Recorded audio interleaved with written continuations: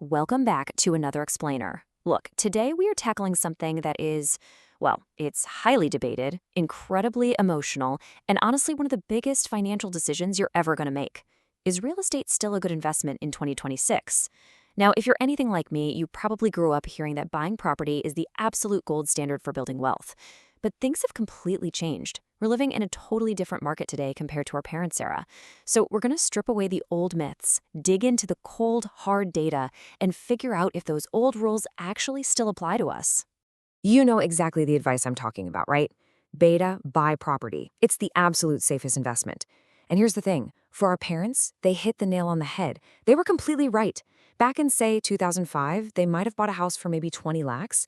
Today, that exact same property is probably sitting at 2 crores. They lived through an era where buying a home was practically a guaranteed ticket to wealth. But fast forward to right now, and if you're a young professional just looking for a standard 2 BHK in a metro city, you're staring down a pretty terrifying 1.5 crore starting price. The whole barrier to entry has just completely skyrocketed. Which naturally brings us to the biggest question of this whole explainer. Can we still make that same fortune in 2026?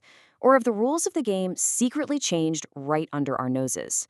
Well, today, we're going to break down the unfiltered, behind-the-scenes math of current real estate trends. We'll be looking at rental yields, interest rates, the real total costs, and some surprisingly good alternative options. By the end of this, you're going to know for sure if traditional real estate makes mathematical sense for your life, or if it's time to pivot your strategy. Let's look at how drastically the market has shifted. Between 2005 and 2015, India saw this absolute once-in-a-lifetime real estate boom. Property prices in major metros were shooting up by 12 to 15% every single year. People were literally doubling, even tripling their money. But the reality from 2015 to 2025? Completely different story. That growth has slowed way down to just 4 to 7% annually. And here is the real kicker. When you adjust that for our average 5 to 6% inflation rate, your actual real-world returns are barely hovering between 0 and 2%. Ouch. So why exactly did this happen? Well, there are really 3 main reasons for this massive shift. First up, the RERA Act. This was a crucial regulatory change that finally brought transparency to the market, which basically killed off all that wild speculation that was artificially pumping up prices. Second, the government started pushing hard for affordable housing, which dumped a ton of new supply onto the market. And third, the post-pandemic work-from-home revolution. It completely changed the game. It totally slashed the desperate demand for city center office spaces and the apartments right next to them. Because of all this, a property today might only give you maybe 3 to 4 times returns over 20 years, nowhere near the 10x explosion our parents saw. And this stagnation feeds right into another huge myth: rental income. When you look at average rental yields across Indian cities, the picture gets pretty clear. Just as a quick refresher, rental yield is simply the annual rents you make as a percentage of the property's total value. In places like Mumbai and Delhi NCR, you're looking at a pretty tiny 2.5 to 3.5%. Even if you look at tier 2 cities, it generally maxes out around 6%. And guys, this is a massive problem when you stack it up against other investments. I mean, a basic fixed deposit right now easily gives you 7 to 8%. Mutual funds average 12 to 14%. Your rental income is barely scraping by, just struggling to keep its head above inflation. But it gets worse. The actual shock value number you really need to keep in mind is 2 to 2.5%. Let's do some quick math on a 1 crore property in Mumbai. So it might rent for about 25,000 to 30,000 rupees a month, right? That's roughly 3 to 3.6 lakhs a year, which is a 3% gross yield. But hold on a second, you still have to pay for society maintenance, property tax, and let's not forget those stressful months where the place just sits vacant between tenants. Once you subtract all those hidden costs, your actual net rental yield crashes down to a dismal 2 to 2.5%. So if you're buying a physical home today just for the rental income, the math simply does not work in your favor. Okay, now we have to talk about the massive elephant in the room: interest rates. Let's really dive into this brutal math.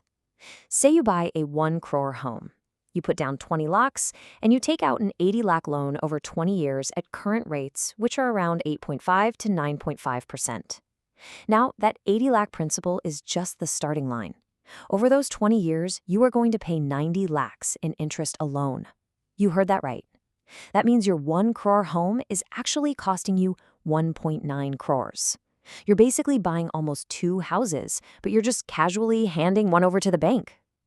And unfortunately, the financial bleeding doesn't just magically stop at your EMI. Your true total ownership cost is typically 30 to 40% higher than the listed sticker price.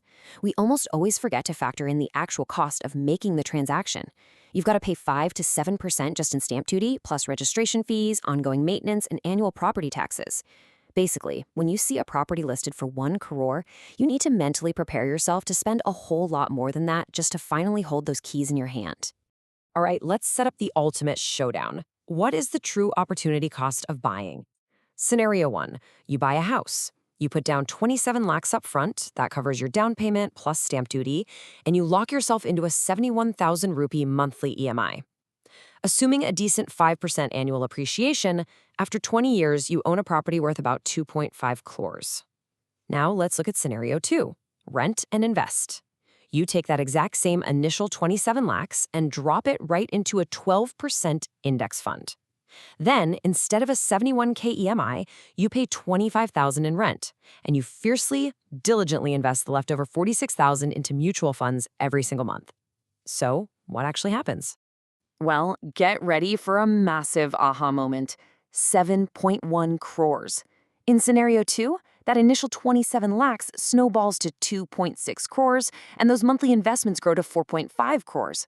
After 20 years of disciplined renting and investing the difference, you're sitting on a mountain of cash, a 7.1 crore liquid corpus. Compare that to scenario 1, where you have a fully owned house, but it's only worth around 2.5 crores. The math literally does not lie. In most major metros today, simply renting and consistently investing can actually make you significantly wealthier over the long haul. And you know what? That rent and invest strategy has a hidden superpower: liquidity. When you buy a physical house, your wealth is entirely trapped inside bricks and mortar. If life happens and you suddenly need emergency cash, well, you can't exactly sell off one bedroom, right? Selling property takes months of stressful negotiations, showings, and endless paperwork. But when your money is sitting in index funds or mutual funds, you have this massive liquidity advantage. You literally click a few buttons on your phone and you can access your cash in 24 to 48 hours. Having that kind of financial agility is absolutely crucial in today's unpredictable world. Now look, I know exactly what some of you are thinking right now. If the math is so incredibly obvious, why on earth do we all still want to buy houses? And honestly, it's a perfectly valid question. The truth is, we aren't spreadsheets. Real estate is deeply, deeply human. We buy because of the undeniable sense of security. You don't have to worry about a landlord suddenly kicking you out or randomly hiking your rent. Culturally, owning a home is this powerful symbol of stability and success. Plus, let's be real for a second. An EMI acts as a brilliant forced savings plan for retirement. You simply can't impulse buy a vacation with money the bank has automatically pulled out for your mortgage. So, if physical real estate is mathematically tough but emotionally so satisfying, is there some kind of middle ground for us in 2026? Actually, yes. Let me introduce you to the modern alternative for young investors, the REIT, or Real Estate Investment Trust. Essentially, a REIT is a company that owns, operates, or finances income-producing real estate. Think of it kind of like a mutual fund, but instead of buying tiny pieces of tech companies, you're buying a highly liquid slice of a massive, professionally managed real estate portfolio. We're talking huge commercial office parks owned by giants like Embassy, Mindspace, or Brookfield. Let's fire through the 6 major benefits of REITs that make them so incredibly attractive right now. First, the barrier to entry is ultra low. You can literally start with just 10,000 to 15,000 rupees. Second, they offer high liquidity because they trade right on the stock exchange, just like regular shares. Third, absolutely zero landlord headaches because professional management handles all the messy stuff. Fourth, they provide you with regular, passive income, legally distributing most of their earnings to give you a solid 5 to 7% dividend yield. Fifth, you get instant diversification across multiple cities and properties. And sixth, you get to skip those painful 5 to 7% stamp duty costs entirely. So, how do these two actually stack up side by side? Well, physical real estate demands maybe 30 to 50 lakhs just to get your foot in the door. REITs take 10K. Physical properties have awful liquidity and huge management hassles. REITs are highly liquid and professionally managed. A physical home gives you a tiny 2 to 4% rental yield with massive upfront stamp duty costs. REITs offer 5 to 7% dividends with barely any expense ratios. Interestingly, though, taxation is a tie. It's exactly the same 12.5% long-term capital gains tax after 24 months for both. So, mathematically, REITs completely dominate. But physical real estate is the only one that delivers that deep emotional satisfaction. With all this data swirling around, how do you actually make the right choice for yourself? Let's build a clear, actionable decision framework, starting with exactly when you should actually buy physical real estate. Look, you should really only buy if you genuinely need a home to live in, not just as some speculative investment to get rich. Buy if you plan to stay rooted in the exact same city for 7 years or more. You need a rock-solid, stable income to easily cover those massive EMIs without taking on bad debt. And above all, you should only buy if you fully understand that huge 7.1 crore opportunity cost we calculated earlier, and you happily accept it just for the sake of your family's emotional security. On the flip side, here's when you need to absolutely avoid buying physical real estate in 2026. Do not buy if you're looking at it purely as a money-making investment. The old yields just aren't there anymore, plain and simple. Avoid it entirely if there's even a decent chance you might relocate or switch cities in the next 5 years. Stay far away if you don't have a robust, proper 20% down payment saved up. Do not take out a personal loan just to cover a down payment. And finally, if you are sitting on high-interest personal loans or credit card debt, absolutely clear those out before even dreaming about taking on a mortgage. Now, what about REITs? Well, they are the absolute sweet spot for young professionals who want exposure to the real estate market but only have limited capital to start with. They're totally perfect if you want instant diversification across prime commercial properties that, let's face it, you and I could never afford to buy on our own. Definitely consider REITs if you really value liquidity and the freedom to exit an investment quickly. And finally, they're ideal if you just want the financial perks of real estate without any of the nightmarish hassles. No leaky faucets, no hunting for tenants, and absolutely no landlord drama. All right, let's wrap this explainer up with a question I really want you to think about today. Are you investing for your actual future, or are you just blindly funding an outdated myth? Because real estate in 2026 is a completely different beast than it was in 2005. I strongly encourage you to sit down, run the numbers, and calculate the true total ownership costs of buying property right now. Look hard at alternatives like REITs and the rent and invest strategy. And hey, if you found this breakdown eye-opening, please share this explainer with that friend who's getting pressured by their family to buy a house before they're financially ready. Stay smart, keep learning, and remember, make sure your financial strategy fits your 2026 reality, not someone else's.